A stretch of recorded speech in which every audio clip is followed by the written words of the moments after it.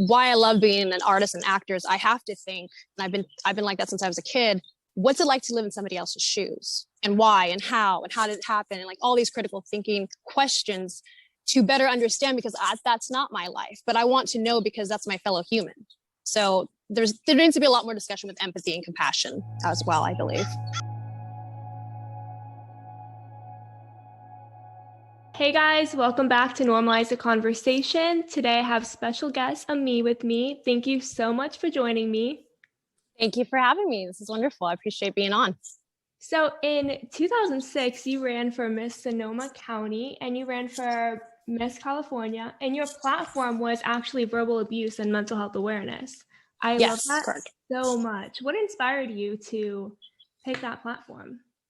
Well, one of the things I loved about running for the Miss California, Miss America program was, other than scholarship for your education for women, was that you get to have a platform and a voice, and you have to go to public appearances, and you have to talk about these important matters that hopefully are very passionate to you. And mental health awareness, as well as verbal abuse, was something that was new to me. I was just in college, starting college and learning more about it, but I realized it had happened in my home, in my own life, in my own family's lives, and directly affected people I loved that I didn't understand how to help, but I knew that this could help with more knowledge, because knowledge is key. And the first thing you can do with that is talk about it and communicate and have conversations. So with that voice I finally had for a year with that crown, I was able to do that, and it was powerful and it was rewarding. And, even if it was just one person I was able to reach, it was worth that. I love that so much. And it's so important that we start having these conversations, because a lot of us experience verbal abuse, and mental health disorders, or even if we don't have a disorder, symptoms from mental health and mental illnesses. And it's totally normal, but we don't have these conversations. It's not in our education system. It's not something that we're constantly learning about and hearing about. And even in the media, a lot of times on shows, they depict it in very stereotypical ways. Like a girl can't eat and she's anorexic, and instead of addressing the problem of living with anorexia and how dangerous it is, it turns into a joke that they sniff their food and throw it out, or they can't eat the burger. Right. And same thing with anxiety and depression. A lot of times they make fun of it, or OCD they make fun of, instead of addressing it and talking about it. So without having these conversations and normalizing it and bringing awareness, no one knows how to deal with it and how to help others or to help themselves. Right. Absolutely right. And you have to be responsible with your creative writing these days, I feel, because this is stuff that the reason I got into the arts and in theater and film is because the greater stories that can be told using that platform as well to help others to understand further things, or at least start being curious about it. And again, it comes down to communications. This is another form of how we all can communicate, and we do on a social gathering. So why not put education in that too? That will help everybody. Exactly. It's so, so important. And I love that you're doing that.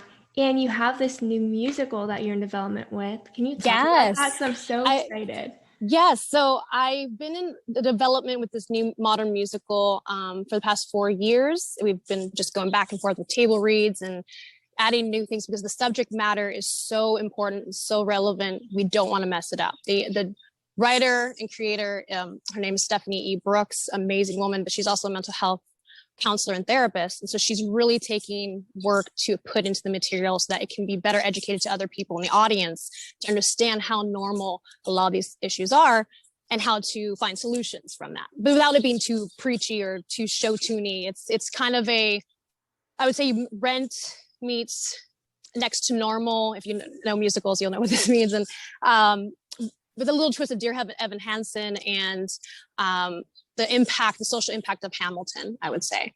So it's still in the works because we want to get it perfect before we put it up on stage. And then that was supposed to happen this last year, excuse me. But then COVID, of course, hit. And so we're just really molding it to get it to this perfect way so we can really reach everybody. And I mean, it covers mental health awareness, suicide prevention, LGBTQ community, acceptance, inclusion, race in America. I mean, everything that matters right now that that everyone relates to in some way or form, and may think they're alone, but actually the person sitting next to you is going through something, if not the same thing, something similar, right? I love that so much because we don't have that. People tend to try to touch on certain topics, but they dance around it a lot of times in the media and in arts.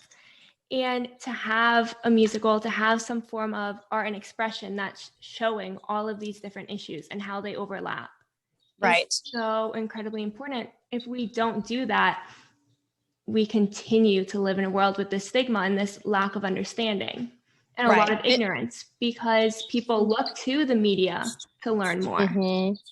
Right. It just recycles itself. And we don't have all the answers. We're all learning and we're all growing. But the way to do that is by talking to each other. I've been so grateful this whole last year because I've been in lockdown since day one. Like I had the gift of being able to do that with my home, but it's a whole different experience too right now. And so I'm so grateful that we have this technology where we can have a discussion right now, live or Zoom or now Clubhouse, which is a wonderful platform now too, that we can really sit down and talk about these to understand each other's perspectives. I think why I love being an artist and actors, I have to think, and I've been like that since I was a kid, what's it like to live in somebody else's shoes and why and how did it happen? And like all these critical thinking questions to better understand because that's not my life, but I want to know because that's my fellow human.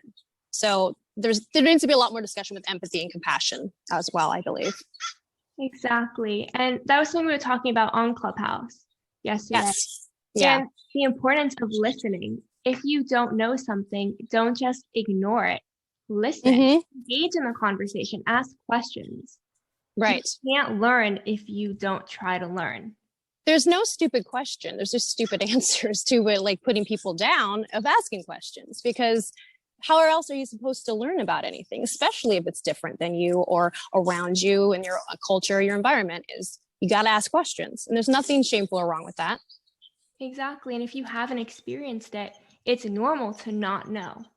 There's nothing wrong with you not knowing.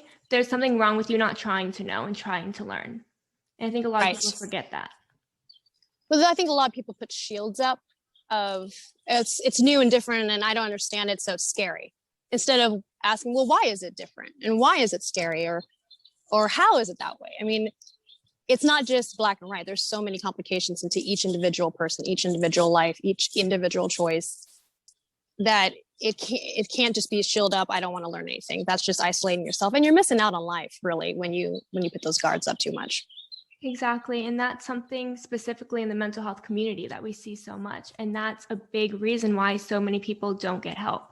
And so many people don't seek out treatment, don't seek out learning resources, even asking questions, because there is this stigma. And when you go to people and you talk to them about it, a lot of times the first thing you hear is something's wrong with you. You're making it up. You're lying. You're being dramatic. You're seeking attention.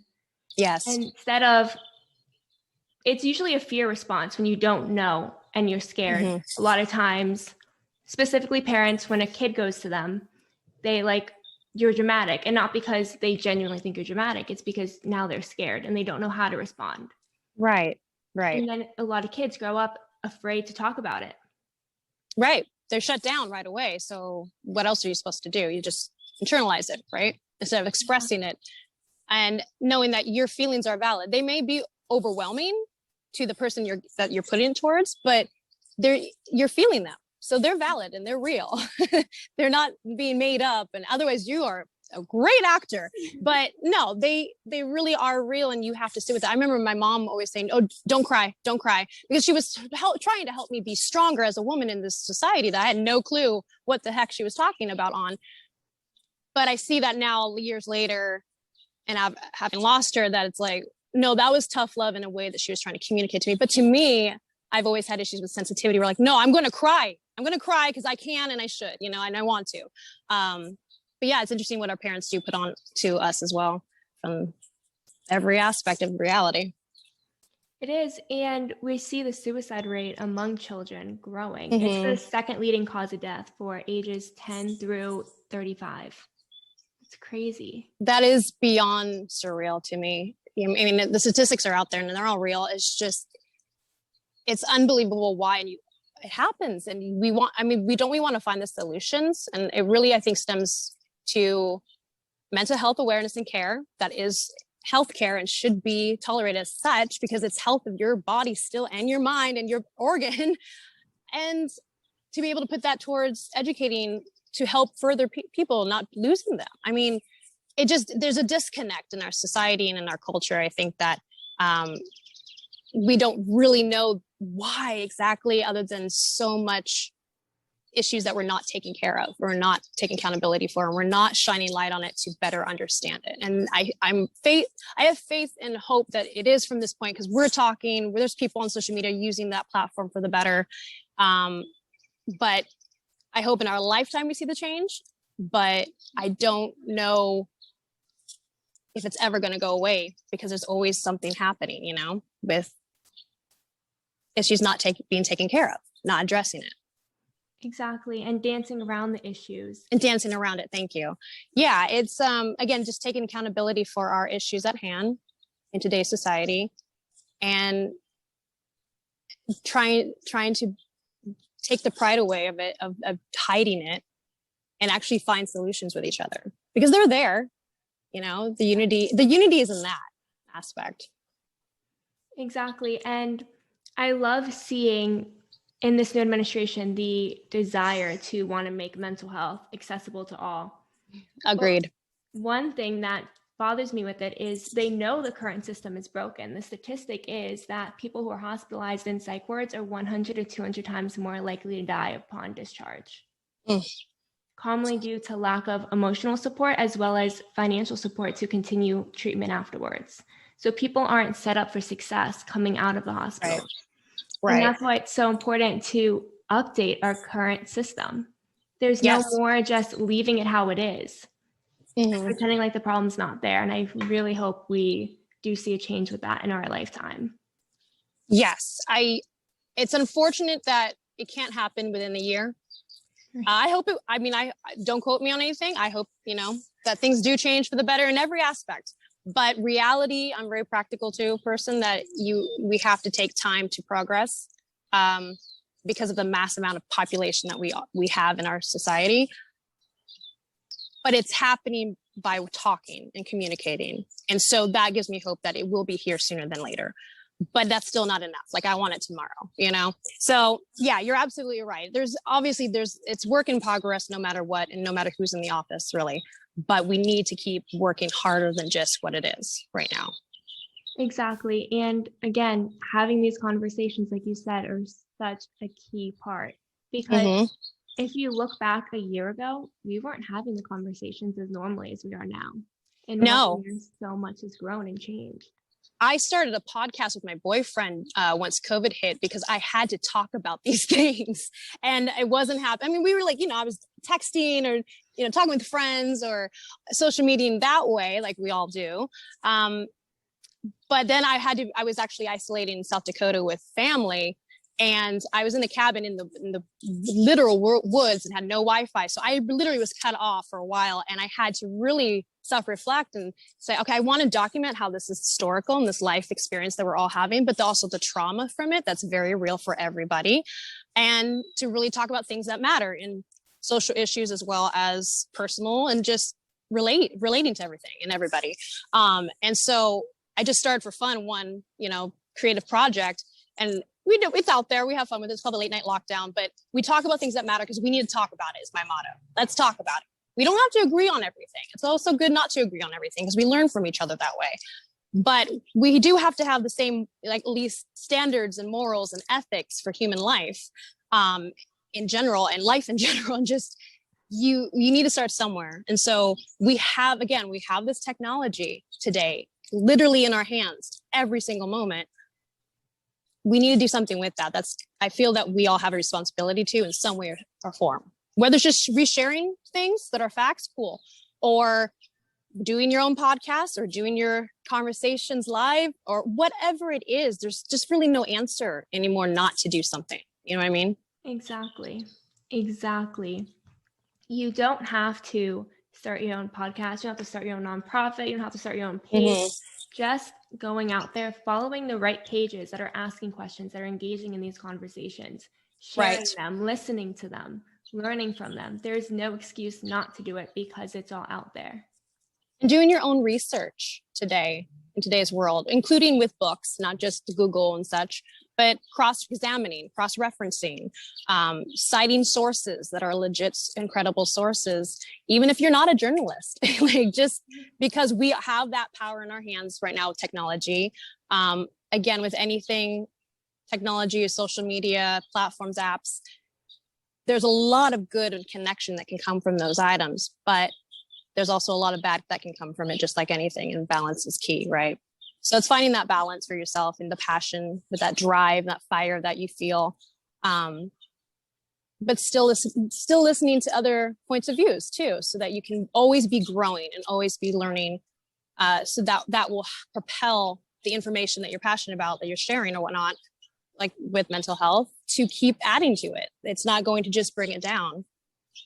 Exactly. And I love what you say about cross-referencing and checking and making sure it's credible sources, because one of the bad things about social media is anybody could put anything out there. So we do have a lot of false information out there.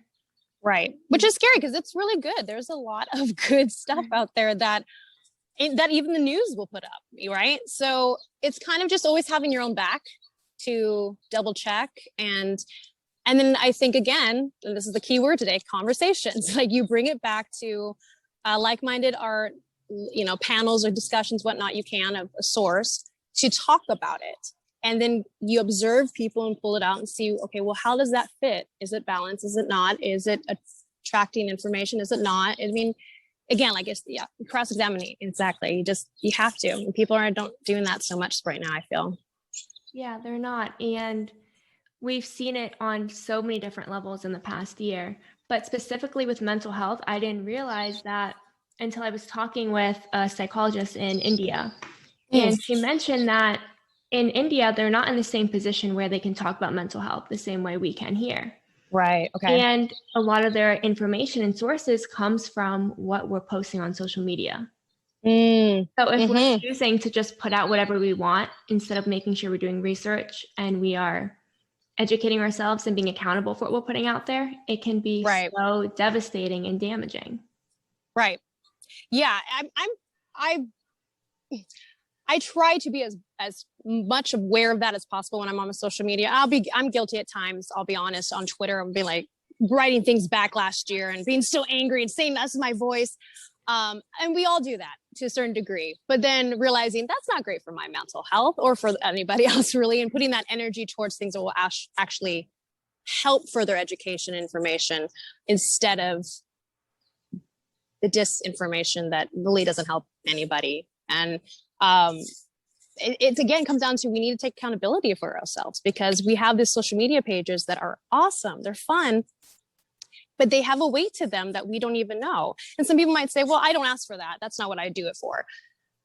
But you're still part of the global universe of this world, and you are connected whether you like it or not when you're on a social page. So it's something to really think about when you are putting stuff out there. And if that's what you want to put out there, owning up to that and saying X, Y, and Z, why. Exactly. Being accountable and being responsible. If you want to put something out there, make sure you're willing to back it up and you're willing to defend it. And you're not going to turn around and deny it, or just refuse to admit the problem that it could cause or it has caused. It's so important to be honest, authentic when you're on social media. And I think a lot of people have really used social media in the past year as a coping mechanism to release anger and hate. Definitely. Well, you're hiding behind a screen. I mean, it's easy to do that from the old AOL chat room days to, not having an identity, but just an image or whatnot. And it's just fake, and it's not good energy for anything or anybody. And it just needs to be discussed more and more to find guidelines of what that does, but for the betterment of the community. Exactly. I remember when social media started, and I was kind of in the tech world, because I'm from Northern California originally. And so Silicon Valley to Silicon Beach and Santa Monica. And I thought this was going to be a great idea of tech to help the world in some ways. And also I'm in an entertainment industry, so the industry itself. But I could also see that it could, not to where it is now, I didn't fathom that, but I could see could be something else that we need to always keep an eye on too, because of the vastness of it. And Lord and behold, it's like social dilemma that Netflix documentary. It really does take a toll on your psyche and your mental health. Everyone is affected by it, whether they like to think it or not. And it's something we have to be, again, responsible about for ourselves and for others. Exactly. And I think a lot of people forget that they don't have to follow somebody if they don't like what they post. You don't have to comment on something you don't agree with. Or if you do want to comment on something you don't agree with, you can do it with respect. You don't have to attack the person. True. You can explain why you disagree. It's okay to disagree. It's not okay to attack and devalue somebody. And I think we've lost that understanding. Absolutely. And it's more than just social media these days. But yeah, it's definitely easier to do on the World Wide Web. It is. Yeah. And as someone living with anxiety, depression, eating disorders, I found social media to be so dangerous with that, because people like to post only the good as well, and realizing that, acknowledging that people don't post what they're going through all the time, and they don't have to. It's totally up to you what content you put out there, but recognizing that when you're scrolling and being mindful is so important. Absolutely. Yeah, I've had talks with friends, especially in the industry, who they just want the image. They just want the look of how beautiful and great their lives are, instead of being the human that they are and how relatable they are to others, that can also help others, right? And again, to each their own. Yes, it is your page. You can do whatever you want with that in that sense. But what is going to actually benefit you and the universe with good energy wise? Because what you put out there is going to come back to you, right? I really, really, truly believe that karma's, or whatever you want to call it, but that energy is out there. And you really need to be aware of how you put things out there of yourself, of your energy itself, and know when it's time to just stop, or to put some boundaries up too. Exactly. It's so important to put up boundaries. And I think in 2020, a lot of people have started to put up boundaries and leave a lot of things in 2020 going into 2021. And I hope that that continues, because for the first time, we've seen people start to focus on their self-care and loving themselves. And I think it wasn't a normal conversation we were having before. Right. It was always kind of sugar coated, I felt, or brushed aside and glazed. And then if you did stand up for yourself in that way, you're a quote unquote, bitch, or, not taken seriously because you're offensive or whatever. It's not true. As I grown older, I used to be able to be friends with everybody because I love connecting with people. I love the industry for that reason. I love apps like this because I love connecting. But you don't need to connect with everybody. Sometimes it's best you don't. And that includes some friendships. Some friendships or relationships, romantic or not, come into your life for a reason to learn from, to grow from, and to also know what you may not want. Exactly. And that's okay. That's okay. It doesn't mean you're a bad person. It doesn't mean that you're less of anything. It doesn't mean that if you feel bad about that, it means that you care and you cared about that individual, but they're not good for you, and maybe you're not good for them. And that's okay. Let it be, let it go, and let yourself find the right people or the right energies by allowing that space to be open for them too. That's how I've looked at it anyway.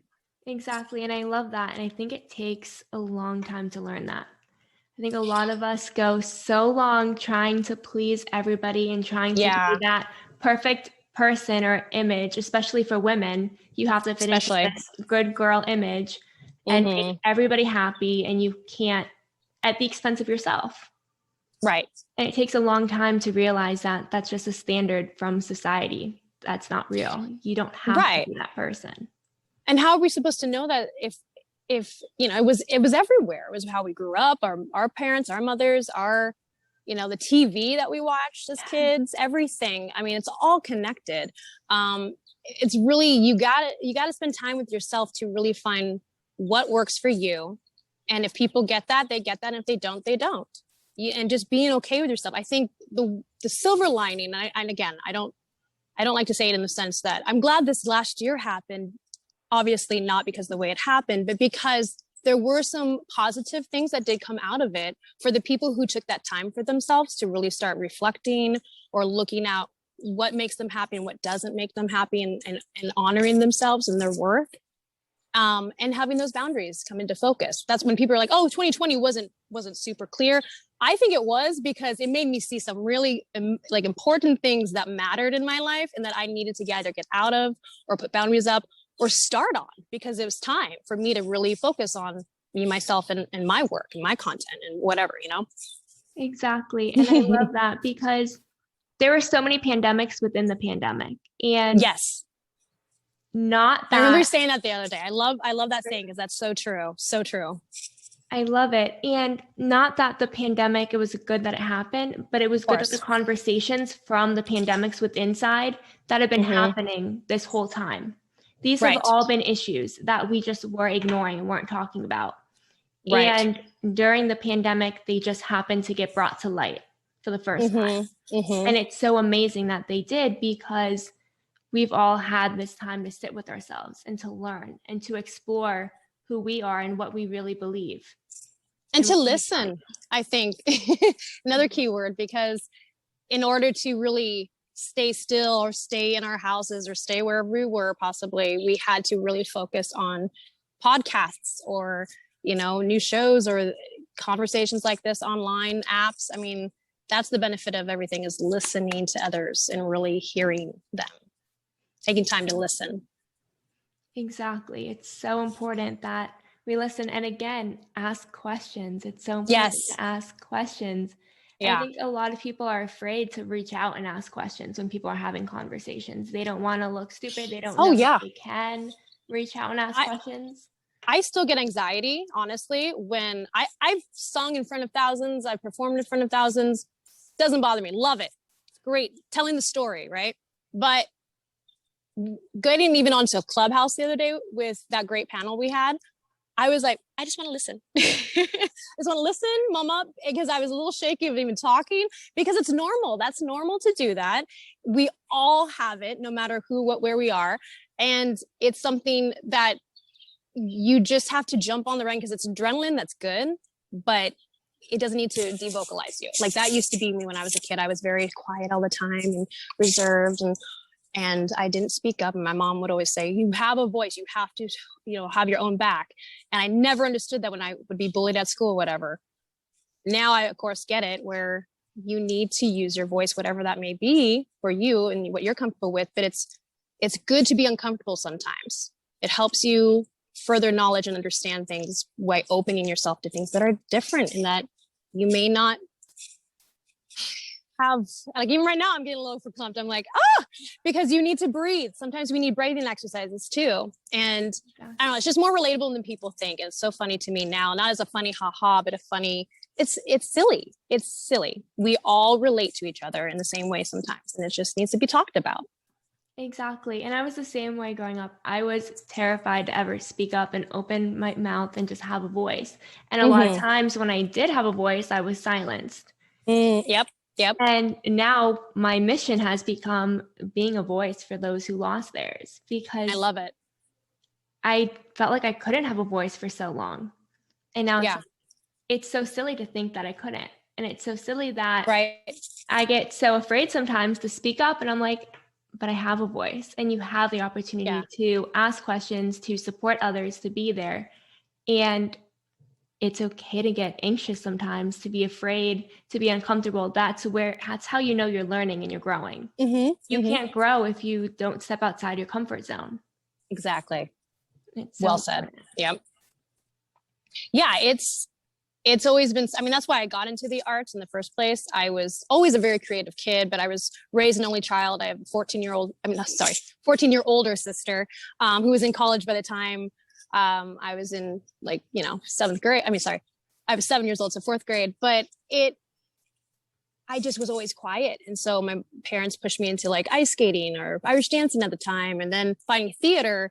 And I found this love for expressing yourself, but also working on, I had speech issues with just some words and self-confidence. And so when kids get into the arts, it doesn't mean that they have to have a career down the line in the arts. It means that it can actually open them up and help them to learn to be themselves more, to have a voice, self-confidence to support that voice, and to see different things, you know? So I was grateful for that. Because I was living in Alaska at the time as a kid, and that was a whole traumatic experience of a move, a difference that I don't know what I would have done if I had not found theater in the arts, because I really feel like that saved me going down a dark path at that point in time in my life. So yeah, you need to find what works for you. I love that you brought that up, because art and expressing ourselves through any form of art can be so helpful, especially as kids. You don't know exactly what you're feeling all the time. Right. You don't know how to put it into words, but you can express yourself creatively. Yeah, I still have those moments. It's totally fine. My W's and R's are terrible. I do that too. Yeah, see, exactly. So singing helped me with that, where I have to very much enunciate. But yeah, totally. But expressing yourself creatively and having the opportunity to express yourself in a different way is so important, because you can't always put it into words. And I think as kids, that makes us kind of invalidate ourselves, because we don't know how to express it. So if we can't express it, it must not be real. Right. I mean, I had a huge imagination to the point where I really looked up to books like Little Women by Louisa May Alcott and Jo March, who was a strong, independent woman who was going to write her book someday, or Anne Shirley of Anne of Green Gables, because they were written 100 years plus before, but it was still the dynamics of a woman owning her voice some way, somehow, and using your imagination to get you there, right? I mean, Einstein even said that imagination, man, is a powerful, powerful thing. And I think it's way more important to all humans than we let on in this, especially in our society in the US. It's looked down upon almost with the arts because of liberalism and just people who don't know what the differences are that are so scary to them, and why it's scary to them to be different with the arts. It's a very interesting concept. My boyfriend's from Wyoming, and it's a very hard place to grow up loving the arts, he always says, but he learned a lot from it too, which was great.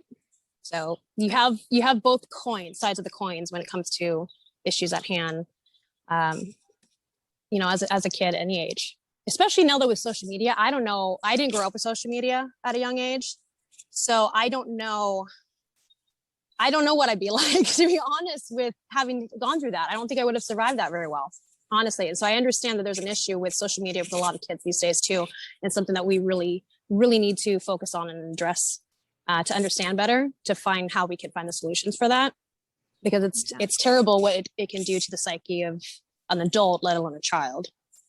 Exactly. And I grew up as social media was coming out. So I think I was in 6th or 7th grade when Twitter came out. Okay. Instagram came out shortly after. And there were problems right away with kids getting bullied. I remember getting blocked by half the school on Twitter over like the end of a relationship. And I was like, wow, it's so silly. And it's so traumatizing for kids. Yeah. And it's gotten so much worse. And it's scary that we don't have classes in schools teaching kids how to be accountable. Right. No, I agree with you. Mm-hmm. It's so important, and they don't realize. We had to teach. Sorry, go ahead. They don't realize there's overlaps. They don't realize the long-term effects of words that they put out there and their actions. Right. It's definitely it needs to be a social studies class, if anything, for people to understand how to use that better, especially when they're becoming adults into the world. Like, that makes sense to me. Of course, if it's going to affect them in the real world, it should be taught in school about how it affects them now. That's the universe we live in. So yeah, it's really hard to find the solutions when the infrastructure of this country is just so incompetent. I mean, it just doesn't make sense with any. It feels like we are back in, and I'm not even saying this because I don't know, I didn't live during this time, but it feels like we're way back in the 50s or something of that accord again, for many reasons, when we're obviously not. We're in the 21st century, and we really need to raise our standards and our morals and our laws up to date with what century we actually live in. Exactly. And something that's so frustrating is we know what some of the solutions are. We know Right, that a lot of of it course. starts with education in the school system. So the next generation grows up with the tools that they need, whether it comes to racism, mental health, feminism, so many different things that they're not teaching in schools.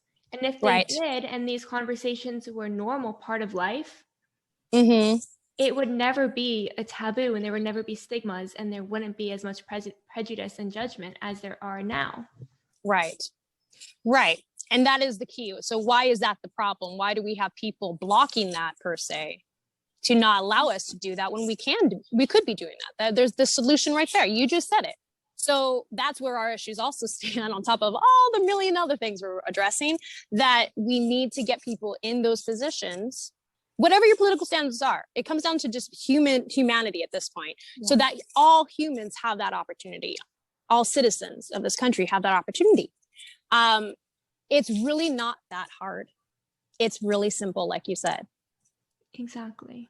And that's why I have so much hope and faith for your future and your generation. And thank you again for creating what you're always creating, because that is the step ahead. You know, that is one foot in front of the other to get you to that point. And for others that you may never even meet in your lifetime, which I think is phenomenal, right? So I always thought, a couple years ago, I thought, okay, we're kind of starting to feel like we're in the new modern 60s, which I love the 60s. It's one of my favorite eras for so many reasons, but especially for the civil rights and human rights and women's rights activism, that I'm not going to say I stupidly thought, because it's not stupid, but I ignorantly thought we had already passed by. I thought, oh, we got that, we did that, until I think this last year, especially, like you said, Crystal, 2020 vision made us see that it's always been here. All of these issues have always been here, and it's time to really put, our actions where our mouths talk. We need to really be doing that, and not just saying we're going to do it or we believe in something. So thank you for actually doing that and saying actions speak louder than words, which I always love that quote. I do too. It's so important that we don't just have conversations, but we also act when we can. If you can act in a way that's going to help and that's going to create a positive change, do it. There is nothing stopping you. Even just helping one person or doing one small act can have a ripple effect. It can help so many people.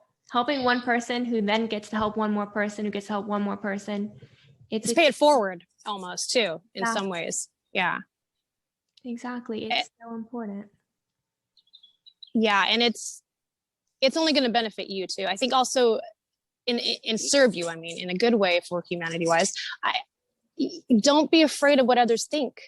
I think that's a big factor in so many different levels, with mental health as well, of course, that a lot of people think so much about what others are going to think, or how I should act, or I shouldn't do this, or shouldn't do that, or should I post this, or should I it just gets exhausting of thinking that way. And who cares? Yes, you want to care how your loved ones sometimes think about you and for your well-being, but only if it is for your well-being and serves you for the positivity and happiness and success maybe in your life. But for the people who you don't know, or you may look down upon you, that are family or friends, it's time to really reevaluate why we care so much about that, when it's not their life that you have to worry about. It's yours. So what makes you happy? What do you want to do? And how is it going to benefit you for the future, not just in the past or right now? Exactly. We gotta let that go. I could not have said that better, because so often we hide who we are and we don't get to live our authentic lives and be genuine because we're afraid of what others are going to think or say, or we have tried and people talk down to us. It told us we can't do that. So then we don't. I remember when I first started my nonprofit, I was going to launch it 2 months before I did. And I got so much backlash and told no one was going to marry you. You weren't going to get accepted into future grad programs. You're never going to get a job if you talk about mental health. And I was like, wow, terrified in the beginning. And then I was like, you know what?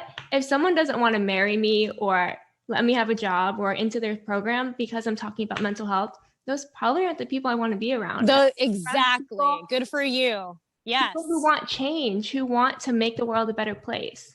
So don't be afraid of what other people say, because if they're happy and satisfied living in a world that has so many imperfections that need to be addressed, then that's their prerogative. That doesn't mean you should sit here and not use your voice and your time to hopefully make a difference. Exactly. No, you have to find what you're passionate about, find that fire within, the authentic fire within, and pursue that, whether it's your career, whether it's just be an opportunity to help people, whatever it may be, it's individually yours. Don't let anybody stop you for that. I mean, I've had my own experiences with that too. Everybody has. Sometimes it's women against women who are tearing each other down instead of, right, we are stronger when we help each other and we become more powerful when we help each other. And I've never understood, other than I know it has to do with sometimes mental health and also insecurities, when they tear each other down, when women tear each other down. We get that enough from the world. We don't need that with each other. I know it's gone on for centuries like that, but we need to stop that and take it out.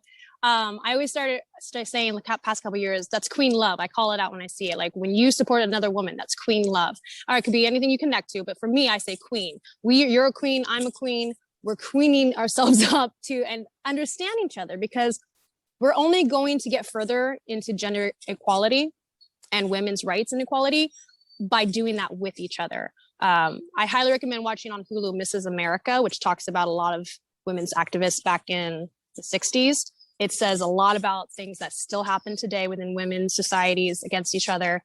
And it's something that we just need to keep shining that light on to really understand that we need to get away from that mentality. Bringing someone else down in general does not help you rise up. It never does. Exactly. And I think it's so common to see the media specifically always put women against each other. So it's ingrained in our minds that we're constantly fighting each other. Yeah.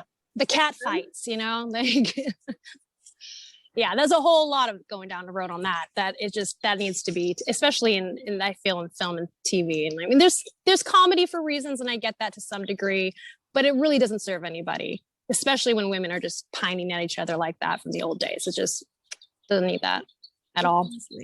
There's so much room for all of us to succeed if we all work together. And one person, unfortunately, cannot change the world on their own. One of us it takes a village. Change anything, but together, all of our voices united can make a difference. And that's something that I feel like we should know by now. We've seen over and over again in history that putting ourselves together and uniting and working together is where change happens. So society tries to get us to tear each other down so that we don't unite and make and move forward. Yep. Yeah, because the power of the people in any way of conducting that sane is when it's real, it's real. We are more powerful together when we actually get online and talk about these things, or when we show up physically to the marches or the protests or whatnot, that whatever's calling to you, and to help, if it's helping humanity as as one, yes, more to the people. But also not just being scared of fearing the unknown, and again, not listening to people who bring you down about things. I mean, I was told I could never attend UCLA because I would be a transfer, and they never accept transfers, especially theater and women. And I was like, well, I'm going to try anyway. I'd rather see a no and get a no than have a what if life on the subject. Like, what if I had? I don't want to live that way. That's not a way to live. So I did, and I got in. I ended up not going to that school because of my mom got sick with cancer, and it was just a long story with that. But I got in because I tried. So you got to try. I never thought I would be in an Oscar-winning film. I did. I tried. I auditioned. I got it. These things happen because you put the time and work and energy into something that you're passionate about. You will get to places you never thought you could get to. Don't let other people ever, ever tell you that you can't do something, because you always can. It pisses me off when I hear that. I know. Sorry. It's all for love. It's all for love. But it's like, no one gets to tell you that ever in your life. You get to dictate where you go in life. No one else. Exactly. I could not have said any of that. So important, because no matter what cause you choose to support, no matter who you are and what you want to do, so many people are going to tell you you can't. There's going to be so much backlash, so much obstacles, so many people just oppressing you and telling you who you are and who you need to be. And you don't have to listen to them. And you also don't have to follow the crowd. Just because everyone is doing it doesn't mean that it's right. It doesn't mean it's right for you. Right. Do what makes you happy and go after it. Well, it comes down to that self-care again and understanding yourself. And if you trust yourself, you really trust yourself, you feel that in your gut, you feel that from your angel, whatever you feel that it thing is. I've saved my life, I think, a couple times, honestly, because I've always listened to that gut instinct, that little voice saying, that's not a good idea, or maybe let's go this way instead of that way. It's something to just always trust within yourself for you to make the right decisions. And if you make a wrong decision, not beating yourself up so much either, because we all make mistakes. Mistakes are places and times and things that help us learn what to do differently maybe next time, or how to do something different for a better situation next time. I'm the worst critic to myself. I really am always have these blinders. Okay, what else do I need to do? I need to get into this. I need to do this. I'm not there yet, whatever. Instead of saying, well, what have I accomplished, or what am I accomplishing right now? And being more present in the moment to see that we're all doing our best, and that's all we can ask of ourselves. So don't let the worst get the best of you in yourself in that sense. Exactly. We tend to self-bully. Yes, thank you. That's perfectly put. Yeah. We do. And we tell ourselves all the things we haven't done yet and all the ways we need to improve. And we forget to celebrate ourselves on all the little wins. Like we would a friend. If a friend accomplished something that we accomplished, we would lift them up and support them and tell them how proud we are. But when it comes to ourselves, we just beat ourselves down for what else we should have been able to do, or what else we still need to do. I still have moments where, because of my just being raised in the area I was raised, don't brag about your accomplishments. Instead of saying, no, I'm proud that I did this and this and this. That's not me being entitled. That's not me saying I'm better than you or anyone, but I'm proud that I accomplished this. And I'm honoring that fact in that moment and that energy. And I think we kind of need to get out of that headspace sometimes too, because we need to know the definition of what words we're using and really understand them, especially these days. I feel like texting and social media has really taken away the English language, or language in general, where we don't understand the words and the definitions to really get across what we're talking about, and being open to learning different ones, or if we're using them wrong, being open to the suggestion, hey, this isn't what that means. Language, again, a form of communication, is key for anything that we want to accomplish in life. And that's something that's really dawned on me lately. Exactly. Communication is key. Engaging conversations, listening, asking questions, all of it is so, so important. Whether it's for mental health or anything in this world, please remember that. And thank you so much for joining me. I'm so, so happy you were here, and you're just absolutely amazing and so insightful. Oh, thank you. You too. I have so much fun talking with you. So if there's anything I can ever help with or do, I really want to help. So please always reach out. Always. Thank you so much.